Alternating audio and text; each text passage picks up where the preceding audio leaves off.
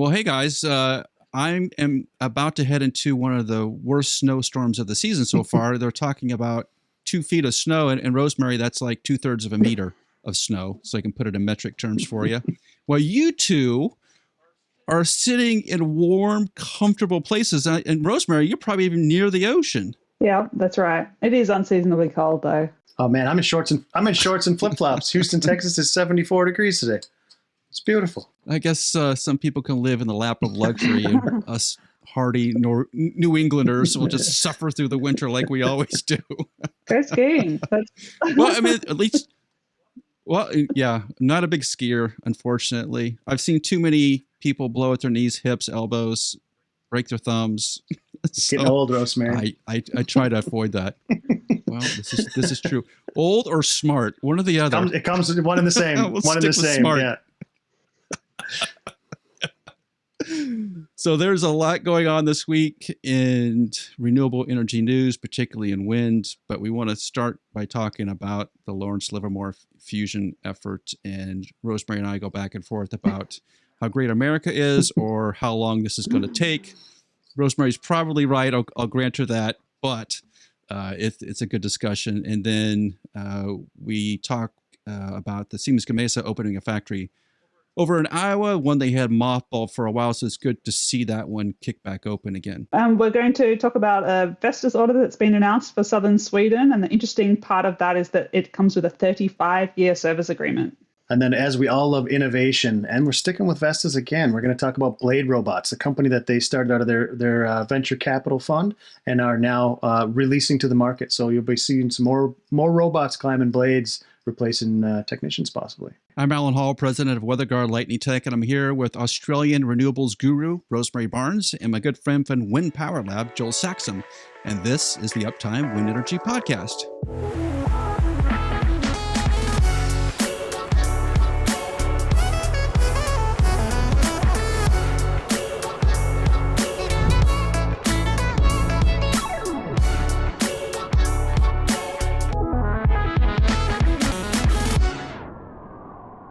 The big news of the week is Lawrence Livermore National Laboratory's National Ignition Facility created fusion where they had more energy out than energy in. And I think that's a kind of a unique measure, but okay.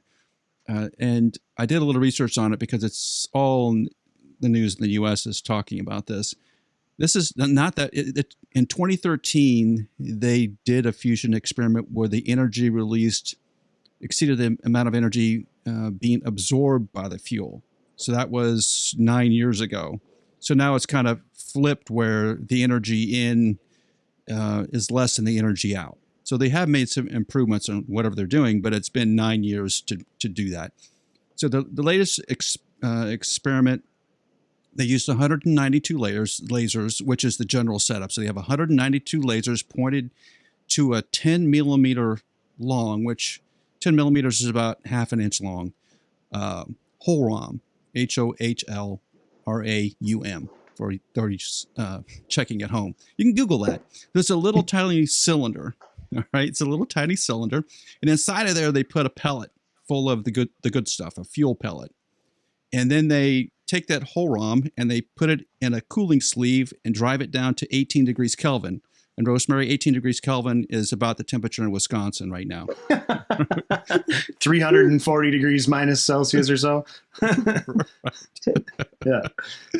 270. So what they do is they take those 192 lasers and this big spherical arrangement, or mostly spherical arrangement, and they shoot those lasers into the HOLRAM.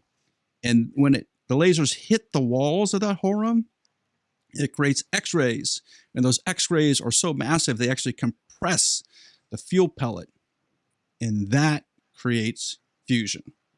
So they put 2 megajoules into the laser energy, and out came 3 megajoules of energy. But the energy was really, really short in duration. I think I heard microseconds, maybe even shorter than that, what this whole event was. So it's a great thing, right? It's a start. That more energy out than energy in is we're practically there to the fusion future, right? Right. I read a tweet from one of my YouTube friends, Climate Adam. I don't know if you guys watch their channel. I did a collaboration one time, but they say that so this experiment for fusion energy being energy positive, it's kind of, yes, it is in the same way that a restaurant making slightly more money than the cost of its raw ingredients is making a profit. It's like the amount of energy absorbed was less than the amount of energy released, but it's not the amount of energy that you had to put into the process to, to get that energy out. Overall, we're still definitely energy negative. And I think, I don't know, my summation of this advance is that it's super, super, super cool science, and it's got absolutely nothing to do with the current energy transition. It might be the next energy transition in 2100 or something. But people who are saying that, that this is, come on, I wouldn't be surprised. Let me say between 2060 and 2100. I reckon that's when it will be commercialized. Wow. Okay. I saw a LinkedIn post that said. Yeah, so the LinkedIn post I said was a poll, and it said, "Is this going to change in the way we produce energy in 10 years, 20 years, or not in my lifetime?" So you're siding on the not in my lifetime rather than 10 or 20 years. Yeah, I think so. I mean, I've seen people saying this is 10 years away from commercialization now, and I don't think that any of the people really involved are saying that, but it is what I see a lot of people quoted by journalists saying. And I mean, the technologies that I look at, 10 years away from commercialization means all the cool science is well and truly settled, and all the cool engineering is well and truly settled. It's the boring engineering that takes 10 years at the end. And we're not up to the boring engineering part of fusion yet. There's still science, and there is a whole bunch of engineering, like cutting edge engineering, things that don't exist yet. Lasers need to become so much more efficient, just, by lots and lots and lots of times. And we've been trying to make lasers efficient for a long time, so it's not like a breakthrough is going to happen in a couple of years with that. And then there's a lot of materials science, materials engineering. It will be really cool to watch and follow, but I don't know, if you're banking on this for your energy transition plans to save us from climate change, then I think it's kind of like somebody whose retirement plan was to stop going to work and just buy a lot of lottery tickets, or I don't know, spend a lot of time in casinos. It might have a really good payoff, but it is almost certainly not going to. So our jobs are safe. Yeah, for the amount of time that you probably want to be working, I would say that that you're safe, and if not, I'm sure there'll be a new fusion industry. The first powered flight was 1903. The first breaking of the sound barrier is 1947. So it's 44 odd years, right? And for the first 5 or 6 years of flight, it was just two guys in Ohio. So let's say it was 35 years from real flight to sound barrier. And it was another 20-ish years from the breaking the sound barrier to we landed on the moon. So you're telling me this is going to take longer than... I believe it already has. I mean, when was the first fusion announcement? When was fusion first 10 years away from commercialization? It had to be in the 70s or something, right? I mean, it's no. Well, people have been saying... This is America. I've been making the joke that fusion is 10 years away since I was in university. So it's been at least 20 years that fusion's been 10 years away. And it wasn't you then. Okay, wait. So America has created fusion energy in the past, right? When we did it back in the late 60s, no, maybe in the late 50s, right? So the hydrogen bomb is a fusion energy release. That's what it is, right? It's a fission bomb that makes a fusion bomb. That's a hydrogen bomb, right, Joel? Am I right about that? I think you're wrong. I think it's actually that we've never actually created a fusion bomb, only a fission bomb. No. Rosemary, as our independent judge in this, a fusion bomb is an H bomb. It's a hydrogen bomb. Right? Here you go. I'm not going to be this is a quote from Wikipedia. This is a quote from Wikipedia. And this may not be right or wrong, but it says, despite the many millions of dollars spent by the U.S. between 1952 and 1992 to produce a pure fusion weapon, no measurable success was ever achieved. Oh, true. But pure that's fusion? Pure fusion, right. Yeah. Right. So we use fission to get to fusion. Okay, so Alan, you're correct. You're correct. All current thermonuclear weapons use a fission bomb as its first stage to create the high temperatures and pressures necessary to start a fusion reaction between deuterium and tritium in a second stage. Okay. And I've also brought up Wikipedia because that's the level of research that's where we're at. In this podcast. And I see that research into fusion power has been going on since the 1940s. So we're over 80 years so far of probably people saying that we're 10 years away from this being a reality. And so I don't think it's so we've made a lot of progress. And like I said, I think it's so cool what they've done, what they continue to do. But it does feel sort of arbitrary, this announcement. It's been getting gradually more efficient, and now they've passed some threshold that allows their PR department to be able to claim it's energy positive. If you they need that funding. Wait. They need that funding to keep going. They've got grants running out. I mean, come on. I bet that there's some sort of funding renewal coming up. It's not to say that it's not awesome, but it's not 10 years away from. Say it's awesome. Why can't we say it's awesome? Rosemary, just say it's awesome. If you want to put your money on fusion, then I would do it with the giant free fusion reactor in the sky in the form of solar power, and slightly less directly the heating and cooling of the planet that causes wind and wind energy. They're both fusion. If you trace it back far enough, nearly everything is actually. There you go. The root cause. True. The root cause is fusion. Yeah. It's all fusion. Well, I'll throw another set of dates at you. The first controlled fission experiment was in Chicago, at least in the U.S. in Chicago, at the University of Chicago underneath the football stadium. And that was like 1936, 7, 8, somewhere in there. And the first fission generator. Well, we built a nuclear sub in like 1955, somewhere like that. So it wasn't really 20 years from carbon blacks and some fissionable material underneath the football stadium to we're under the water with a submarine. Some problems are harder than others. It would be my response to that. Fusion's a hard problem. Remember that. No, okay. All right. I'm gonna give this round to Rosemary. But round 2, remember, we're the comeback kids. America may be able to pull this one off. We'll see. Wasn't the original fission designed by the French? I don't know. It's probably not in the American version of Wikipedia. Well, probably need a VPN to access that information to admit that the French beat you, something like that. We also won the Vietnam War, just so we're clear. We also created Wikipedia. And the internet and Google and Facebook. There you go. Which Rosemary's not part of. Yeah, I wouldn't but be yes, we did all that proud stuff of the too. Facebook part of it, but Shh, Zuckerberg's listening. Shh, be quiet. All right. So I think we'll just set this one aside for now, and we'll come back in 6 months to a year when they've created fusion and replay it. I think that's what we'll do. Siemens Gamesa Renewable Energy in Fort Madison, Iowa, is bringing the workers back. And the company had laid off about 170 workers in May, and then I think another 120 or so were let go in February. So they've had layoffs basically to close that factory because they didn't have any work.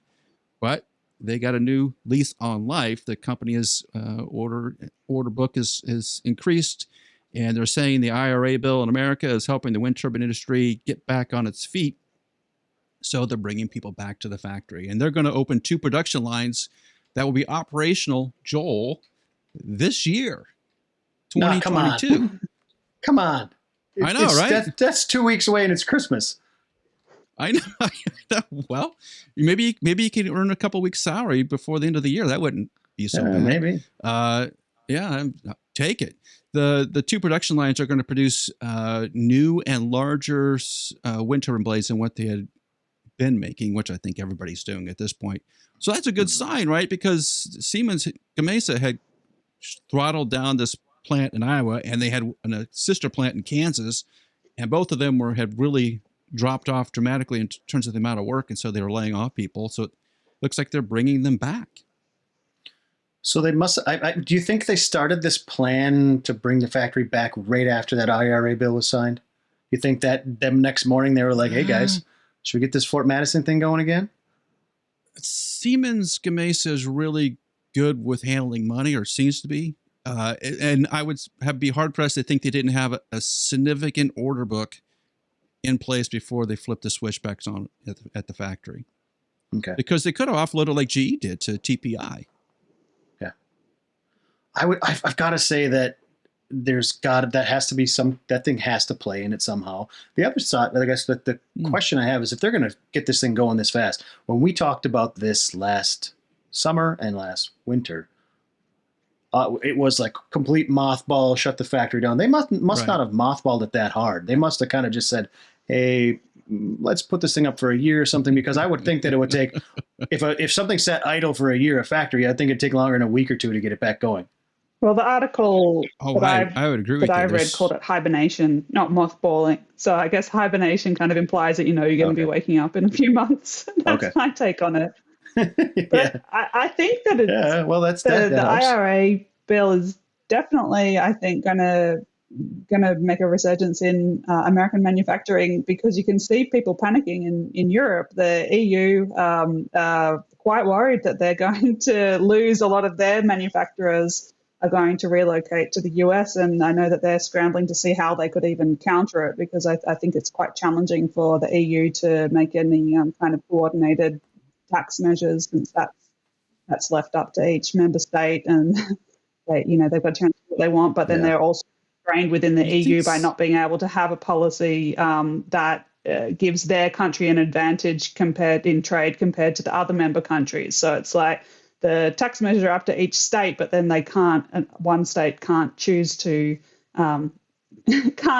actually make anything a significant incentive for manufacturing in their country, because it would disadvantage the other countries. So it's challenging for them.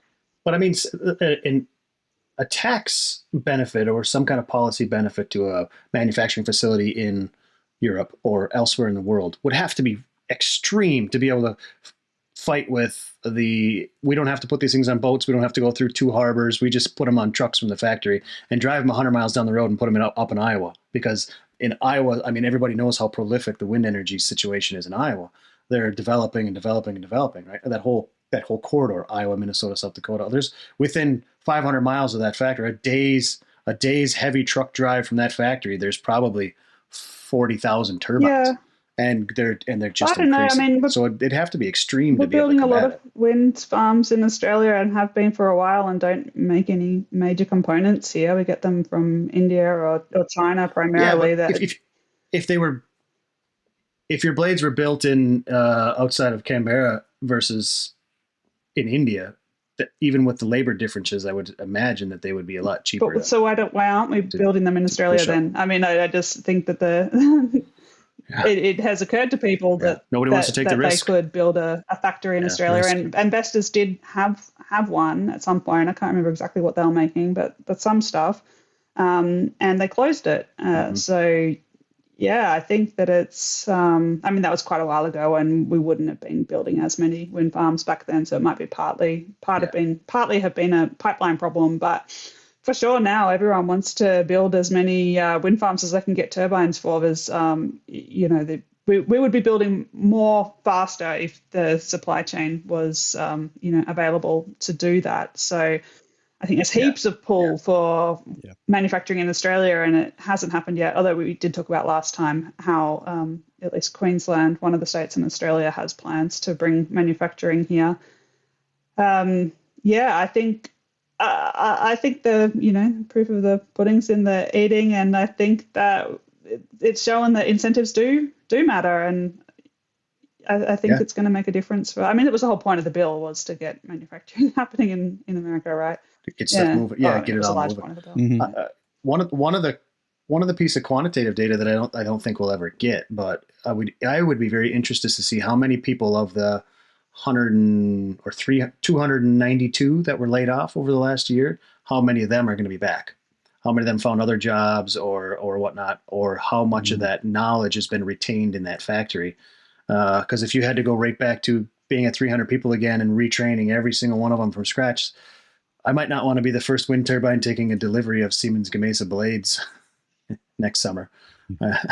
I might want to wait to get mine until the fall. Yeah. Well, everybody's having a hard time bringing people back to factories and jobs. That's a nationwide problem in the United States. So why would Siemens Gamesa be different than anybody else? Probably not. It's probably going to be a little difficult. Probably 2/3 will come back. The other third maybe won't. That will be trouble. And Joel, I think you raised a good point about. Go ahead. I think it's a problem with that the industry is quite used to actually employee churn, and opening factories in places that have never had wind turbine manufacturing before. So in that case, they bring some people from other factories to get it started and train up the local workforce. But it is also a problem in some parts of the US and in some parts of Europe, at least. I don't know, probably other places, where they get people in, train them, and only keep them, on average for, less than a year. And so then they are having a problem with having to train up new people constantly. And if you're not very carefully managing your shifts and you end up with a whole team that's brand new, then you do end up with quality problems. And it is something that you do see from time to time popping up. I think for all the manufacturers, that's an issue. So I guess that this will be, another example of that. And no doubt they've faced it before and will implement some of the same solutions. It definitely would be easier if you could just keep your staff on and, have them know what to do and keep this thing rolling. Blades around the clock, around the year. Yeah. Lightning is an act of God, but lightning damage is not.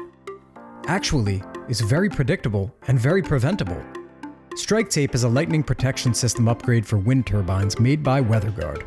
It dramatically improves the effectiveness of the factory LPS so you can stop worrying about lightning damage. Visit weatherguardwind.com to learn more, read a case study, and schedule a call today.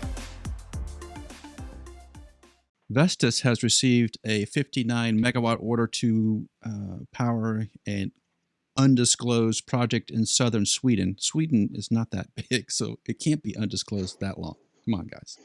It includes an order for 13 V150 4.5 megawatt turbines at a hub height at 105 meters, so pretty tall. One of the key features of this deal is it includes a 35-year active output management 5,000 service agreement, which is there to optimize the performance of the farm. The whole thing's supposed to kick off second quarter of 2024 and finish in the third quarter of 2024. It's only 13 turbines. It won't take that long. So that if you're not familiar with Vestas, Vestas offers a variety of active output management agreements from AOM 1,000 to 5,000, and each one has a slightly different package of goodies inside of it. So the AOM 5000 is a full scope contract, which means, quote unquote, there'll be no unseen or unbudgeted maintenance costs for items covered by the agreement. That's interesting. And I've seen this a couple of times. I think, Rosemary, you pointed out, too, that you had seen this AOM 5000 pop up in sales. You want to describe what that means exactly? Yeah, well, I looked up the PDF, I guess it's their sales brochure, to see what was contained in the agreement. It's because it's a topic we've talked about on the podcast, I think, a little bit, and it's something that I'm thinking about a lot in my day-to-day work, is these really long-term service agreements, and in this case, 35 years. I mean, I haven't seen one longer than that. It's still, if you read the literature, people are still saying wind farms last for 20 years, and I think that's increasingly become, I don't know if that's ever the case anymore. It's crazy to think, what's the world going to be like in 2035? We'll all have, our portable fusion reactors by then, no doubt. And 2057. Yeah, it's, who knows what the world will look like. But Vestas is, backing up their claim that their wind turbines are going to last that long with, by providing the service guarantee. I mean, I guess that is as good as, how long the company itself lasts for. I mean, even that, right.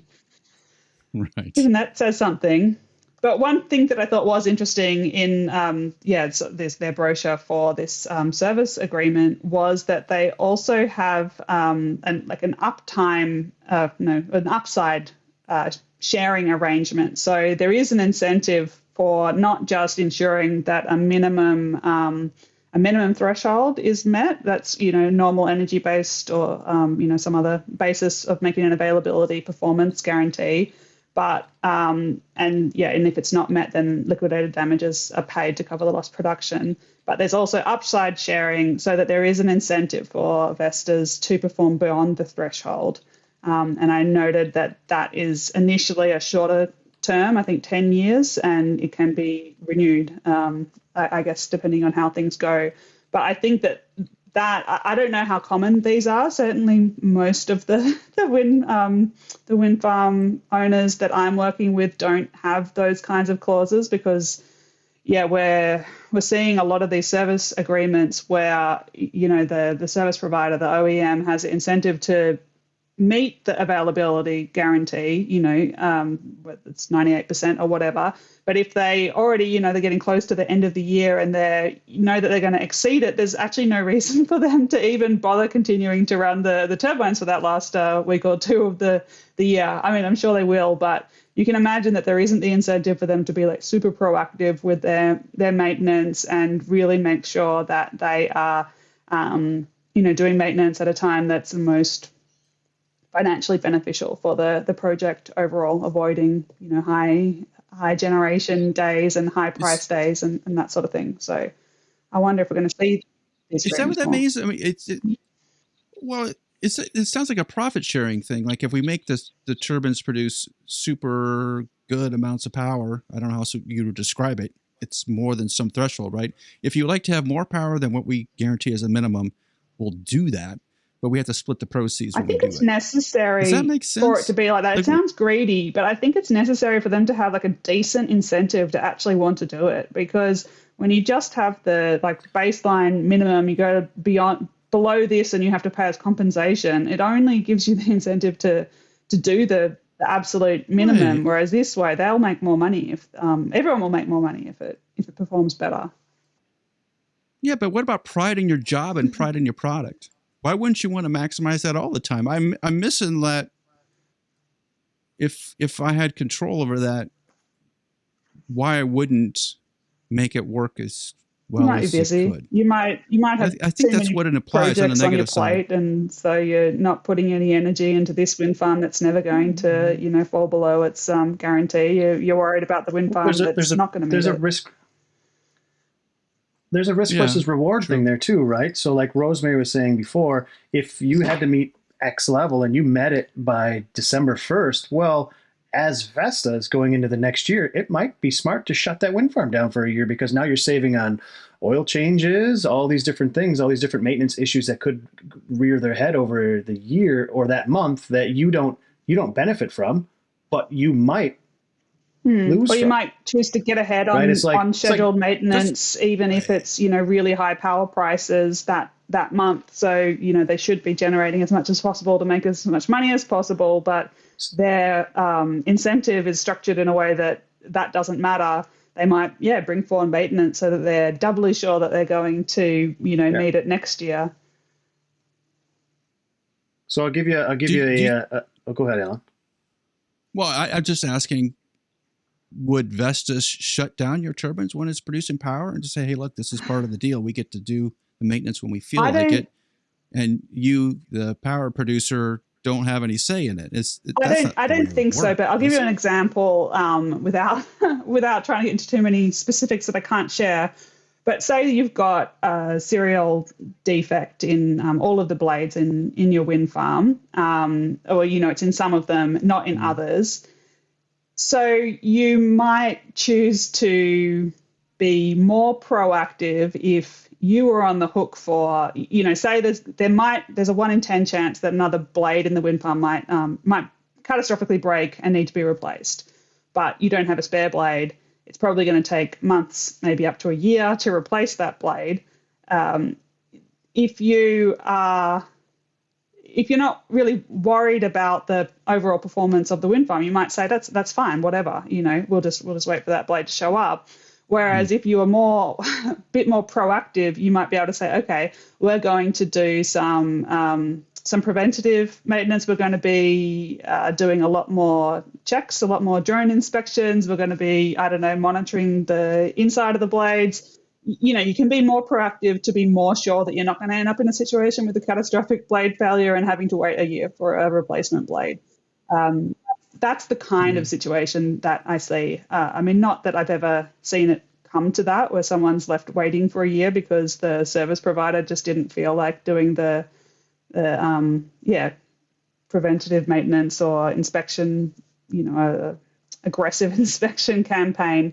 But I do very often I'm looking at a serial defect, and if the recommendation was up to me for how much they should be inspecting, it's never, the inspection protocol that they're following is always far more relaxed than what I would want to do if it was my wind farm and I was worried about how much money it was going to make. So I think I see the difference. Joel, the 35-year piece, that's longer than most marriages in America. That's longer than most mortgages in America. Yeah, it just seems like an eternity. You think there's opt-out clauses in this? Like after a couple of years, you can back out. You may have to pay a fee to get out of it. But it would seem to me that signing any agreement that's that long would be full of risks. And they have to have attorneys sitting at the table when they sign these things. What are the outs here? There has to be, and I would say you're exactly right that there's a cost to getting out. But so I guess let's try to think. It says it is a, what was the word they used? Undisclosed wind project. I'm curious who this owner is, because in my mind I'm thinking this is an asset owner that doesn't have any experience in O&M. This is a financial company. This is some kind of group that's like, hey, let's get into wind. Let's do this. So they're just saying like, man, this is a way to do this without having to increase our OpEx costs within our organization by hiring engineers and all these site people and all this kind of stuff. So they're going to say, let's let them do it. And to be honest with you, I'm sure, Rosemary, you've run into this with your consulting company as well. Sometimes the financial people aren't as well-rounded in the wind industry. Vestas might have put this in front of them 35 years. Yeah, this is what we do. And it's just not, to me, it's not a normal thing.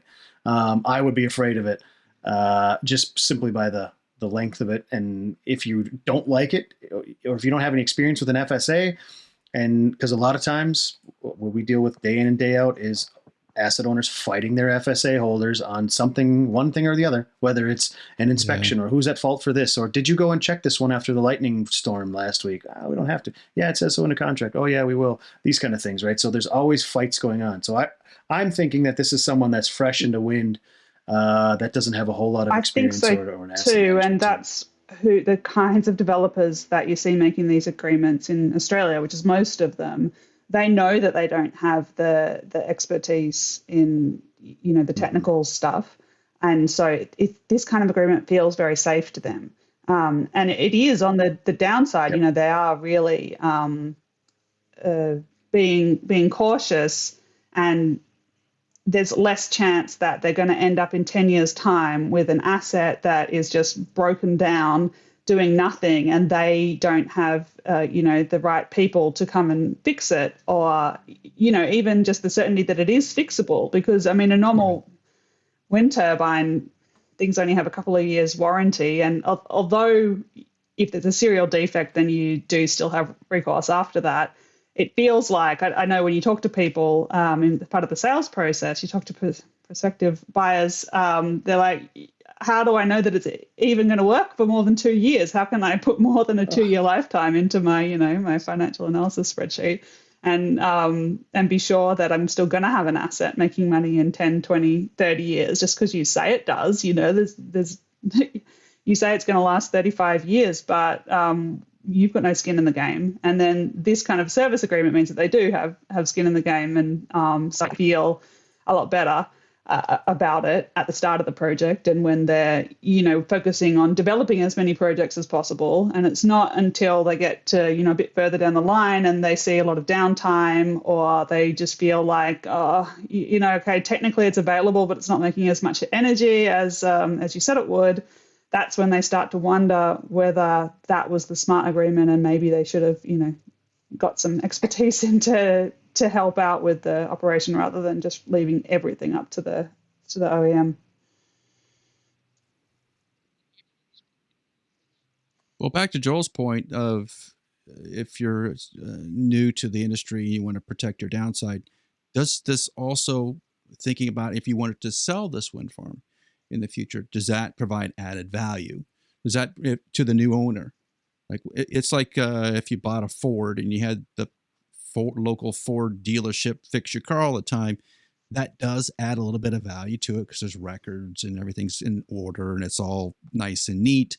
Same thing for airplanes. Airplanes have the same thing, right? So if you buy an airplane from Gulfstream and Gulfstream does all the repairs, or a Gulfstream authorized dealer does all the repairs, it adds value to your Gulfstream when you want to sell it. Is that same logic applied to wind farms? Phil, was it Phil when we had him on recently? Didn't he say that there is a perception that these OEM service agreements are the best way to go, but when you actually look at the data, that's not who's getting the best value out of their assets, actually. And so the maintenance strategies of some of the other providers are actually better when you look at the data. Am I recalling that right? Do you remember? No, you are recording. You're recalling that correctly. But the thing that Phil was adding to the equation was he was saying that the insurance companies were pushing operators to buy into these agreements because it would makes the insurance a little easier, obviously, because you have somebody knowledgeable repairing the turbines. So in the insurance industry case, you probably have less payouts on the insurance side. So maybe it's also an insurance play. So maybe it has two benefits. It maybe lowers your insurance premiums, smart, and maybe keeps the value of your asset higher longer to where you will flip this to another energy producing company at some point. Maybe that's what's going on. Because 35 years just seems really long to me. Ping Monitor is a continuous blade monitoring system which allows wind farm operators to stay ahead of maintenance. Wind techs can often hear damaged blades from the ground, but they can't continuously monitor all the turbines. They also can't calculate how bad the damage is or how fast it's propagating based on sound, but Ping can. Ping's acoustic system is being used on over 600 turbines worldwide. It allows operators to discover damage before it gets expensive and prioritize maintenance needs across their fleet, and it pays for itself the first time it identifies serious damage or saves you from doing an unnecessary visual inspection. Stop flying blind out there. Get Ping's ears on your turbines. Learn more at pingmonitor.co. Interesting development from Vestas, and it tells you how much repairs and the fees and the profits that are coming from the repair side. Vestas is taking their BladeRobots project. So if you're familiar with Vestas, they actually have a sort of VC part, venture capital part of Vestas called Vestas Ventures. So BladeRobots is part of Vestas Ventures, and they're going to stand that BladeRobots up as an independent company. And BladeRobots is what they describe it as an AI robot. I don't know if it's AI or not, but it does leading edge repair. So it just kind of grabs on, from the pictures I've seen, it grabs onto the blade and then grinds off whatever leading edge is on there and must put down some coating, as far as I can tell from the pictures. So the BladeRobots was started sometime in like 2020, as far as I could tell. In last year, 2021, they're putting it through commercial testing, so that must have turned out well.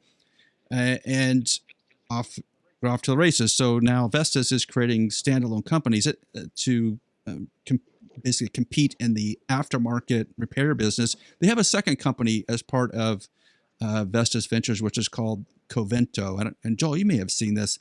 It's a company that's like an eBay company for aftermarket parts, so repair parts. Yeah, and there's a couple of companies that are in that space. Yeah, kind of like Spares in Motion, or Dan Wynn does some of that as well. Yeah. Okay.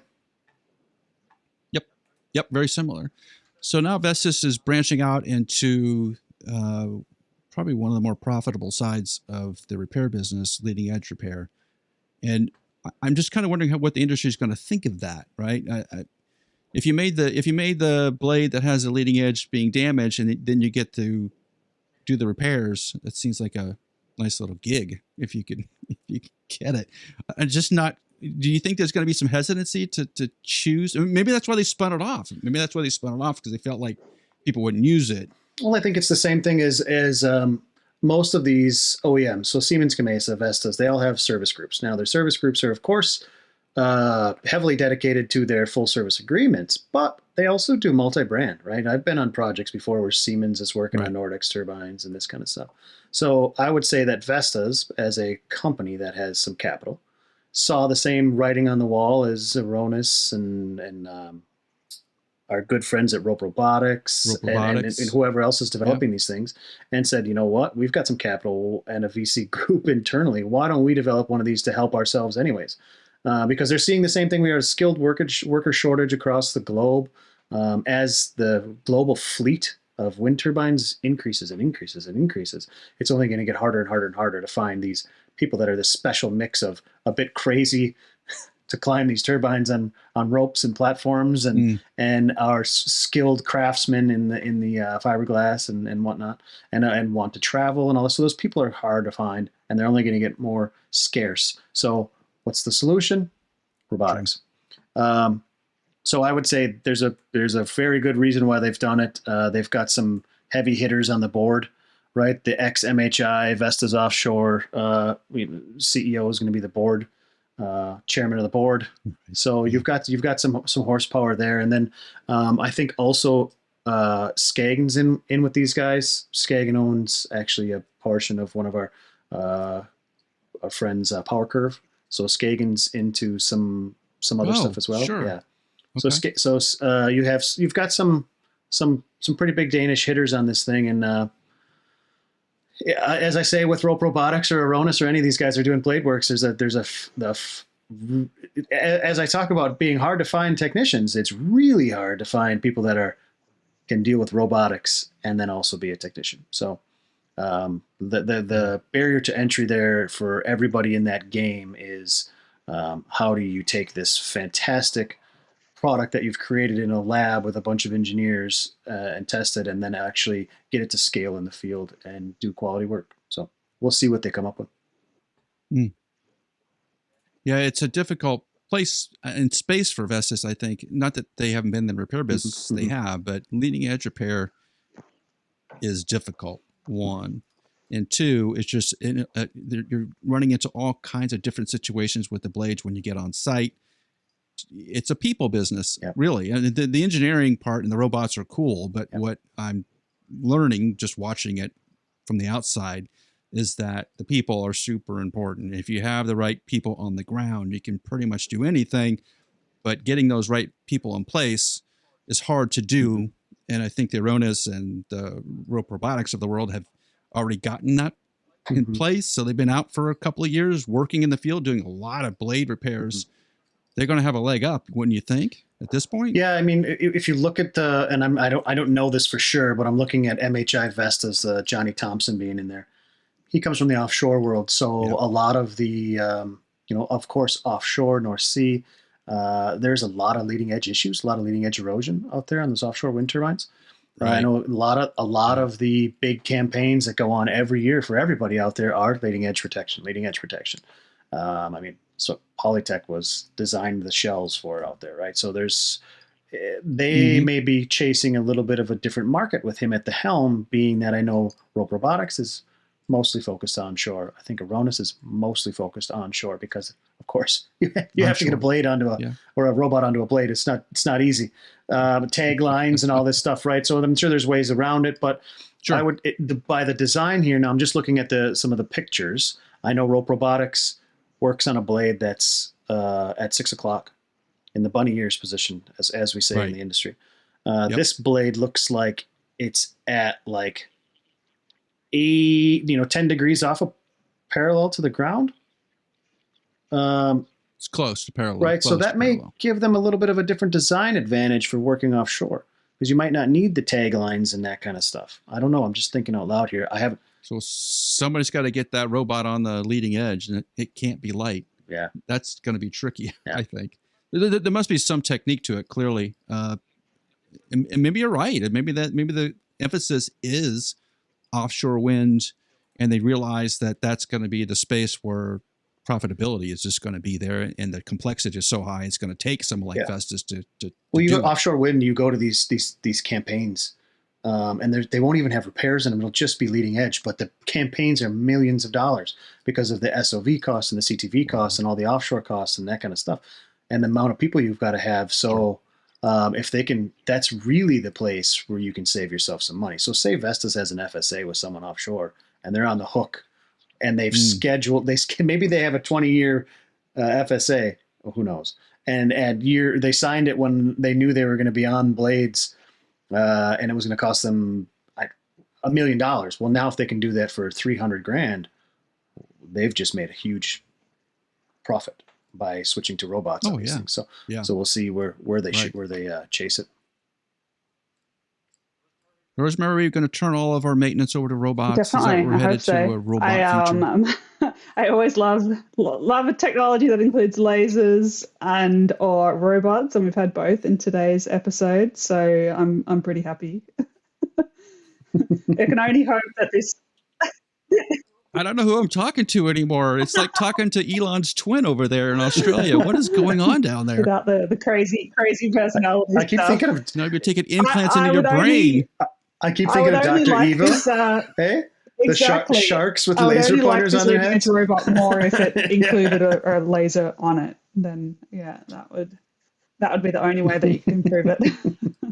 But I think definitely we need to get these kind of things working offshore. That's where they're really needed. You know, it's nice to save money and work faster onshore, but I mean, offshore, I think it's only going to work. It's only working now because everything is so new. But you know, it's expanding so quickly now. In a few years, I just feel like every second person is going to need to be a wind turbine technician to keep up, unless we get the automated stuff happening.